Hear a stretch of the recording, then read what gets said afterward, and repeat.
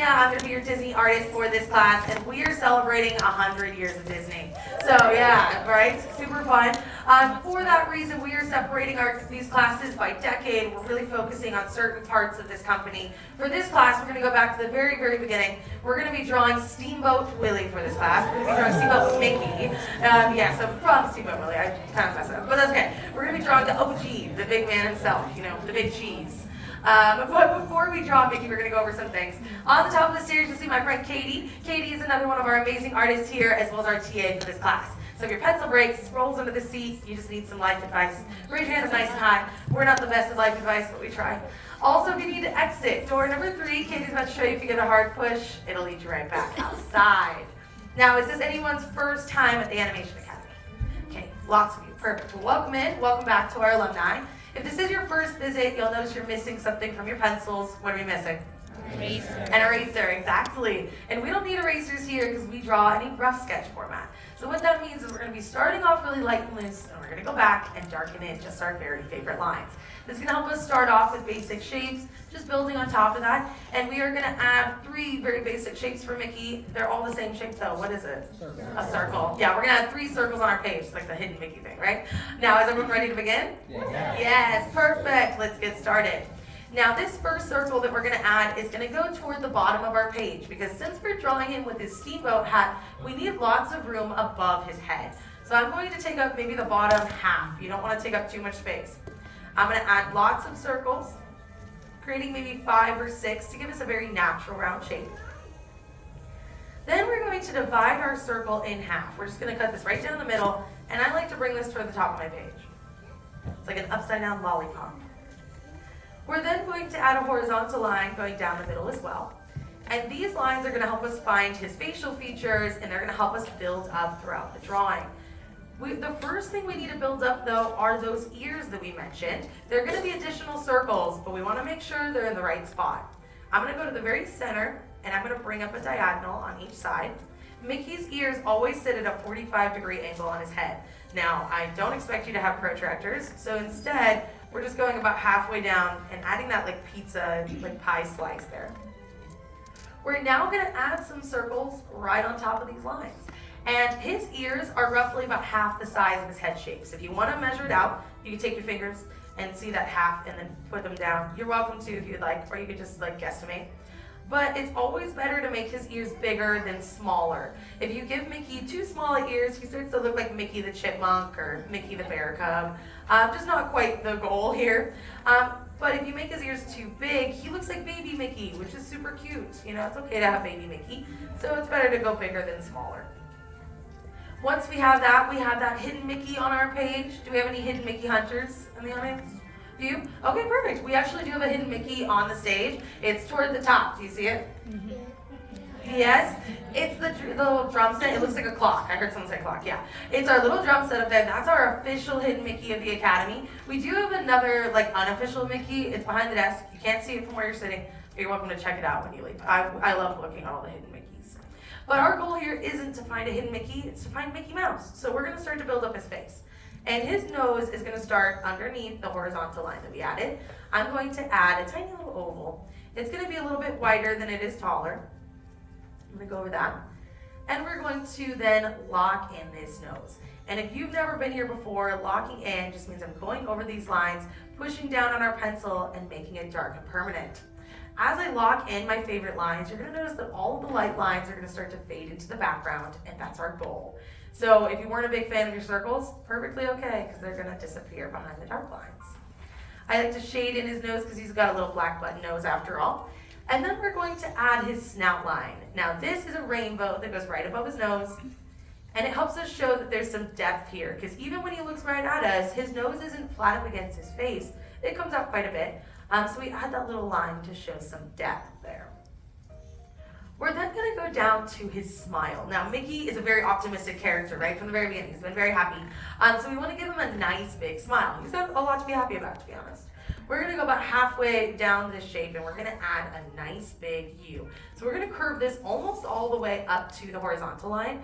As Steamboat Mickey, he has this really wide smile.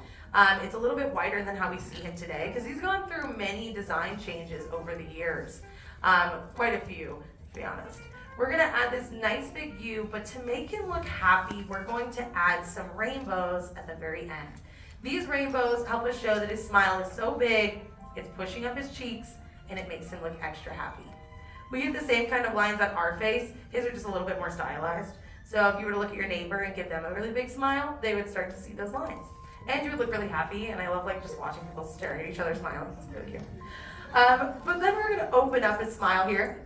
He's looking a little nervous, you know, we can make him look happier. And we're gonna do that by going almost all the way to the side, and I'm gonna bring down another U.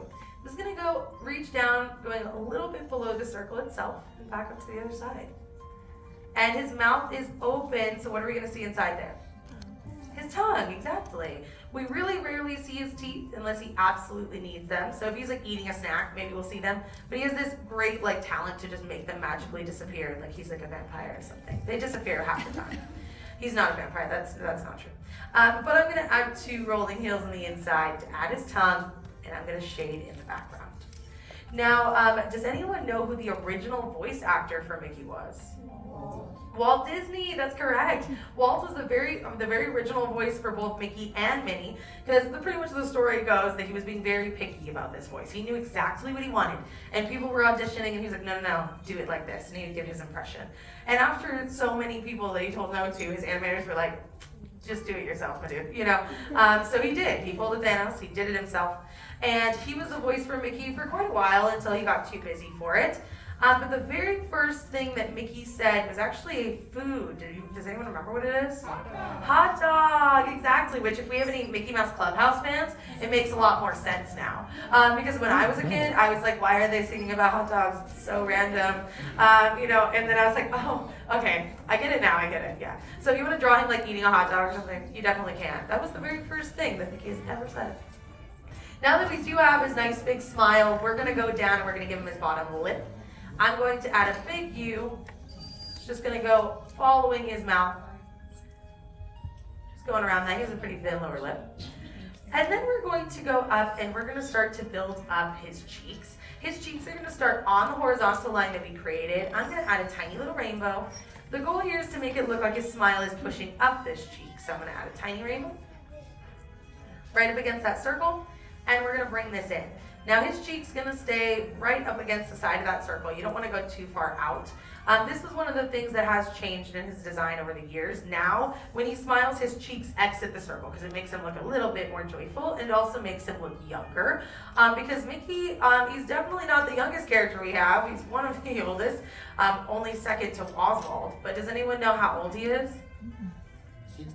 60 is a great guess, but a lot older. Think of, 9 years? Okay, I heard it in there, yeah, he's 94. He's a few years younger than the company itself, but he's gonna be turning 95 this November. His birthday is November 18th, which we dub his first appearance as his birthday, which was in Steamboat Willie, which is gonna be how we see him today. And that was what we definitely call their birthdays. It's the first time we ever saw them. And Oswald is a year older than Mickey, so he's a bit older. He's like his older brother. That's what we like to call him. Now that we do have this nice big smile here, we're gonna go up and we're gonna give him his eyes. His eyes are gonna sit over the rainbow that we created. I'm going to add 2 big ovals. These eyes should look like 2 surfboards in the sand. The goal is to make it look like the eyes are slightly covered up by the snout line because it adds a little bit of depth to our drawing and it makes, a little bit more there. I'm then gonna go around locking in the oval, everything that's not being covered up. Now the way I'm gonna draw his eyes today is what we had at the very beginning, which is a solid black oval. If you wanna change it up, you definitely can. This is another part of his design that has changed a lot throughout the years. For example, after these eyes, he moved over to pupils when Fantasia came out. Because if you haven't seen Fantasia, that movie doesn't have any dialogue, it's all through music. So they needed to find a way for Mickey to express himself without words. So they did that by giving him pupils, and that helped a lot throughout that movie. And then if you've seen The Wonderful World of Mickey Mouse, has anyone seen the newer shorts? Or if you've ridden the Runaway Railroad ride? Yeah, more people have done that one. In that like style, he has a pie eye, which was used mostly in merchandise before that. It's a very vintage look, like this little slice out of the solid black oval. Because he's changed. That's one of the things that's definitely changed a lot. With the newer shorts, they decided to go back to that kind of vintage look. Even though this is one of the first times that we see him animated in that way. If you haven't seen the show, I do recommend. It's very funny. And I don't say that as a Disney employee. I'm gonna prove to you that I really like it, because on my bracelet, it's literally a quote from the show. If you haven't seen it, there's an episode where Minnie trips and she falls hard. She like slides on the ground, poor Minnie, and then Mickey runs over and he's like, "What happened?" And I find it the funniest thing in the world. And someone gave me this bracelet. It says, "What happened?" Just because I think it's so funny. So I wear this, and I truly think it's like the funniest thing ever. So there's a little bit of proof for you. Now that we do have these nice dark eyes, though, we're gonna move up and we're gonna give him his character mask. Now this is the space that surrounds his eyes. I'm gonna go above it, and I'm going to add a nice big curve, like a big bird flying away. And then we're gonna curve this down toward his cheek. Now this M shape, I'm gonna leave light for right now because it's actually gonna get slightly covered up by the hat, and I don't want it to stand up too much, but I wanted you to see it.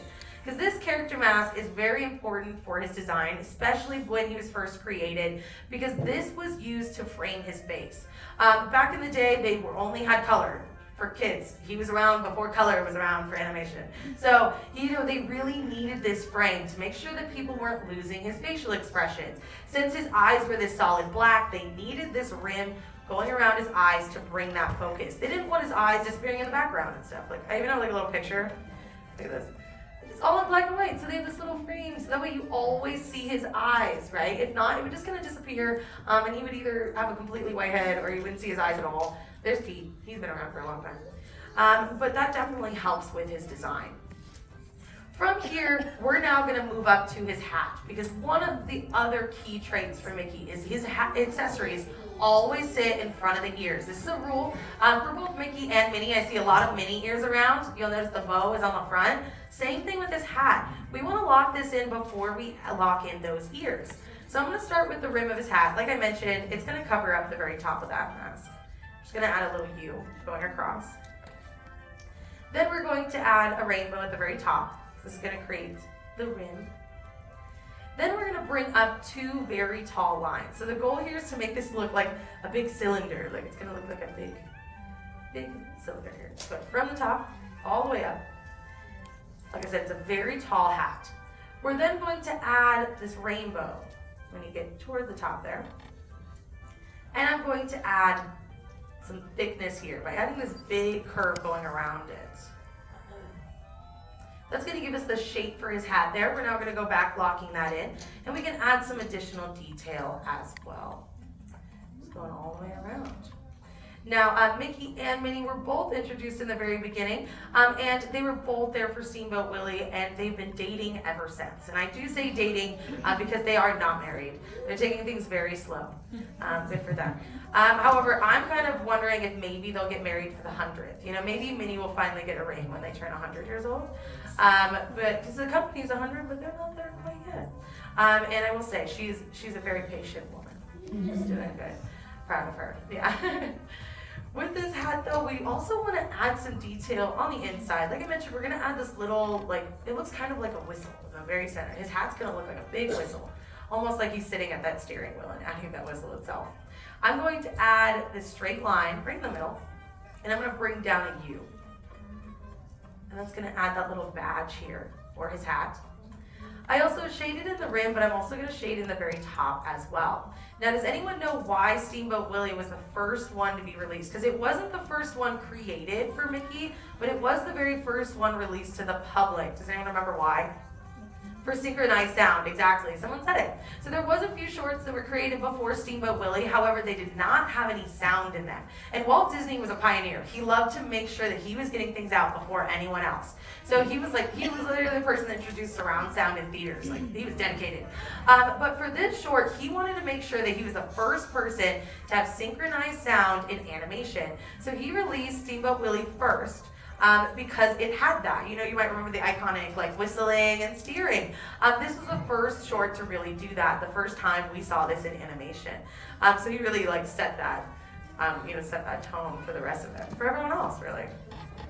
I'm gonna go from the hat now, and we're gonna lock in the remainder of our circle, just blocking the sides of his head. So I'm gonna go down to his cheeks. We also are gonna lock in the remainder of his character mask. So that big M that we created, anything that's not being covered up, we can lock in as well. Our goal right now is to keep everything light that is being covered up by the hat, and we're gonna darken in anything that's not. We're gonna do the same thing for the ears. Now, right now, if you look at the ears, one of mine drifted that way. That's okay, just redraw it. I'm just gonna bring it in and I'm gonna add another one a little bit closer because I don't want them looking lopsided. But I will say it's perfectly fine to redraw them. That's why we keep things light. That's why we do a rough sketch. So you can always edit the drawing if you need to. This is how they do it in the movies as well. Technically speaking, whenever they're making an animated movie, there's somebody that does all the rough sketch and someone else clean it up. That's not your job today. Your job is not to do it, that's someone else's job. And then once you have that, that's really all you need for your very own Mickey. Anything else you want to add is officially considered extra credit. So if you want to add some shading, you can shade in his character mask if you would like. I like to leave the darkest part of my drawing as the eyes and the hat. They're a little bit darker than the rest. But feel free to add a little bit of shading. Whenever you're done, that's all you need. Find a spot on your page and sign your name nice and proud, because every artist needs a signature, and that's it. Now, I would love to see all of your drawings, so we're going to do a super quick art show. On the count of 3, I'm going to have you lift up your boards, and we're going to see how you did, all right? So on the count of 3, 1, 2, 3, Steamboat Mickey. These look so good. These look amazing. Great big smiles. I'm loving the nice big eye. Everyone did so good. These look amazing. Really dark line work. I like the highlight you added. These look so good. I love the hat. Very tall. These are looking so cute. This is the tiniest little Mickey. I love him. Well, give yourselves a big round of applause because you all did amazing. Good job.